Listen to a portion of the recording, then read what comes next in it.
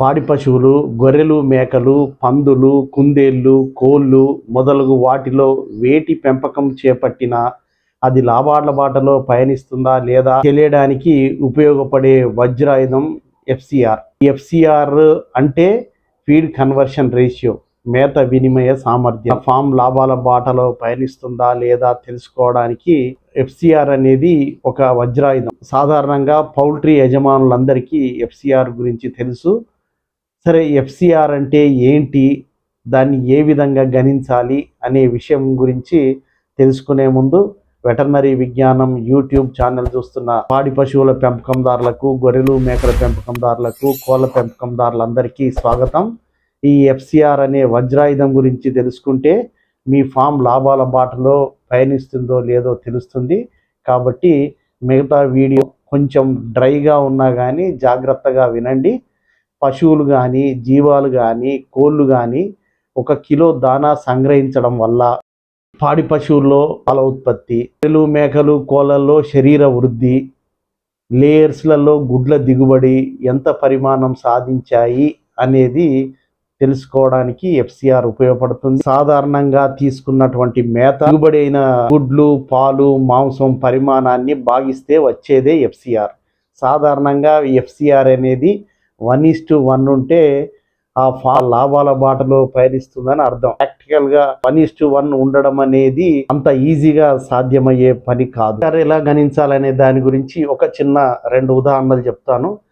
Suppose పాడి పశువు ఉందనుకోండి, 4 కిలోల మేత దానా అందిస్తే 1 లీటర్ పాల దిగుబడి పొందామనుకోండి. అటువంటప్పుడు ఎఫ్సిఆర్ 4:1 అవుతుంది. ఉదాహరణకు ఒక బ్రాయిలర్ కోడికి 2 కిలోల దానా అందించామనుకోండి, అప్పుడు శరీర బరువు 1 కిలో సాధించింది అనుకోండి, అప్పుడు ఎఫ్సిఆర్ 2:1 అవుతుందన్నమాట.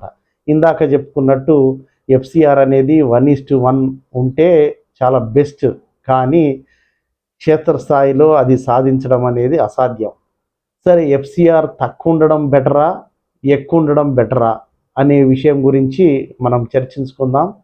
మీ ఫామ్లో ఎఫ్సిఆర్ తక్కువ ఉండడం గమనించారనుకోండి, అప్పుడు మీ పశువులకు మీరు అందించే దానా నాణ్యంగా ఉందని, మీరు అందించే మేత పూర్తిగా సద్వినియోగం అవుతుందని, మేత వినియోగ సామర్థ్యం చాలా బాగుందని మనం అర్థం చేసుకోవాలి. దానా నాణ్యంగా ఉండడం వల్ల దానా తినే అవసరం తక్కువ పడుతుంది, తద్వారా ఫీడ్ కాస్ట్ తగ్గుతుంది, తక్కువ ఇన్పుట్స్తో ఎక్కువ అవుట్పుట్స్ తీసుకునే అవకాశం ఉంటుంది. మీ ఫామ్ అనేది లాభాల బాటలో పయనిస్తుందని మీకు అర్థమవుతుంది.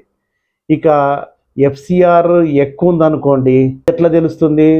సపోజ్ మీ ఫామ్లో 2 కిలోల దానాతో 1 కిలో శరీర బరువు సాధించిందనుకోండి, వేరే మీ పక్క ఫామ్లో 1.6 కిలో దానాతో 1 కేజీ శరీర బరువు సాధించండి అనుకోండి, అప్పుడు అర్థం ఏంటి? ఫామ్లో ఎఫ్సిఆర్ వేరే ఫామ్లో కంటే ఎక్కువ ఉందని, మీ లాభాలపై దుష్ప్రభావం ఉంటుందని అర్థమవుతుంది. కాబట్టి 1.6 దానాతో 1 కిలో శరీర బరువు సాధించడం అనేది అందరం ఆశించాల్సిన అవసరం ఉంటుంది. ఎఫ్సిఆర్ అనేది వివిధ పశువుల్లో ఏ విధంగా ఉంటుంది అనే విషయానికి వస్తే, పశువులు కానీ, గొర్రెలు కానీ, ఇతర పశు సంపద తీసుకునే ఎండు పదార్థం ఆధారంగా, వాటి జాతి ఆధారంగా, ఉత్పాదక సమయం ఆధారంగా, మనం ఆచరించే యాజమాన్య పద్ధతుల ఆధారంగా అది నిర్ణయించబడుతుంది. దాంట్లో అనేక అంశాలు ఉంటాయి. సరే, ఇప్పుడు మీకు స్లైడ్లో చూపెడుతున్నాను. అదేంటంటే, పాడి పశువుల్లో అయితేనే 1 లీటర్ పాల ఉత్పత్తికి ఎఫ్సిఆర్ ఏ విధంగా ఉండాలి, అదేవిధంగా గొర్రెలు, మేకలు, బ్రాయిలర్ కోళ్ళల్లో 1 కిలో దానా తింటే ఎంత శరీర బరువు రావాలి అనేది ఎఫ్సిఆర్. అదేవిధంగా లేయర్స్లలో తినడం వల్ల 1 డజన్ గుడ్ల ఉత్పత్తి ఏ విధంగా ఉంది అనే విషయం తెలుస్తుంది. ఆ వివరాలన్నీ మీకు స్లైడ్లో ఉన్నాయి. ఒక్కొక్క దాని గురించి చెప్తే టైము ఎక్కువ తీసుకుంటుంది, కాబట్టి ఆ స్లైడ్ కావాలంటే మీరు స్క్రీన్ షాట్ తీసుకొని దగ్గర పెట్టుకోండి. దాంట్లో ఎఫ్సిఆర్ సాధారణంగా వివిధ పశువుల్లో ఏ విధంగా ఉంటుందనే విషయం మీకు అర్థమవుతుంది. ఎఫ్సిఆర్ గురించి తెలుసుకున్నామండి. మరి బెస్ట్ ఎఫ్సిఆర్ సాధించాలంటే ఏ విధంగా సాధించాలి అనే సందేహం మీకు రావచ్చు. దానికి నేను ఒక 6 విషయాలు మీకు చెప్తాను. పొట్టేలు పిల్లలు కానీ, పడ్డలు కానీ, పెయ్యలు కానీ, వాటిలలో పెద్దవాటితో పోలిస్తే శరీర వృద్ధి వేగంగా ఉంటుంది.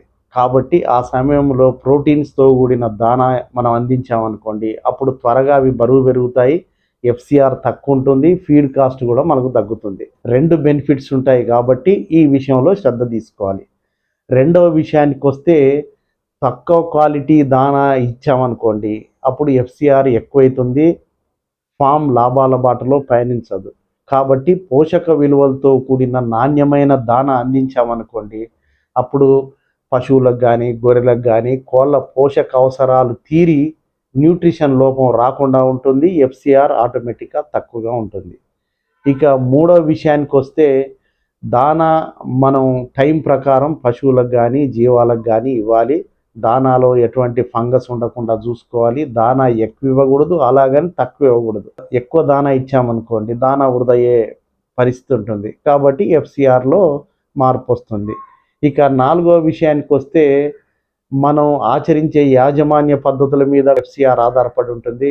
సపోజ్ గృహ వసతి విషయంలో వెంటిలేషన్ బాగుండాలి, వాతావరణ తీవ్రతలకు గురి కాకుండా పశు సంపద ఉండాలి, ఒత్తిడికి గురి కాకుండా ఉండాలి, ఫీడర్స్ సరిపోను సంఖ్యలో ఉండాలి, అవి సరైన ఎత్తులో ఉండాలి.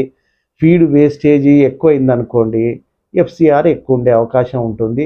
అదేవిధంగా లైట్ కూడా ఎక్కువ ఉందనుకోండి, ఎఫ్సిఆర్ ఎక్కువ ఉండే అవకాశం ఉంటుంది. కాబట్టి 1 గంట లైటింగ్ ఉంటే 1 గంట చీకటి, మళ్ళీ 1 గంట లైటింగ్, ఆ విధంగా ఉంచితే ఎఫ్సిఆర్ బాగుండే అవకాశం ఉంటుంది. సపోజ్ ఫామ్లో తాగునీటి కొరత ఉందనుకోండి, అటువంటప్పుడు పశువులు కానీ, జీవాలు కానీ, కోళ్ళు కానీ మేత తినడం తగ్గిస్తాయి.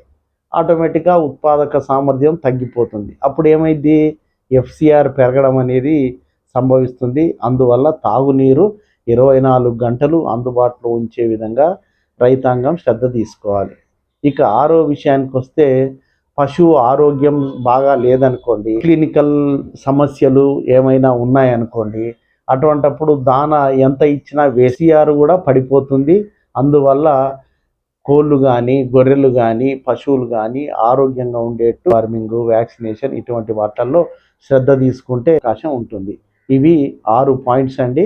ఈ 6 విషయాలు కనుక మీరు శ్రద్ధ తీసుకుంటే బెస్ట్ ఎఫ్సిఆర్ మీరు సాధించే అవకాశం ఉంటుందని గుర్తుంచుకోండి. సూపర్ పాయింట్స్ అండి ఎఫ్సిఆర్ సాధనకు మార్గాలు. ఒక మాటలో చెప్పాలంటే, ఎఫ్సిఆర్ అనేది మీరు నిర్వహించే ఫామ్ ఎలా ఉందో తెలియజేయడానికి ఒక ఎక్సలెంట్ టూల్.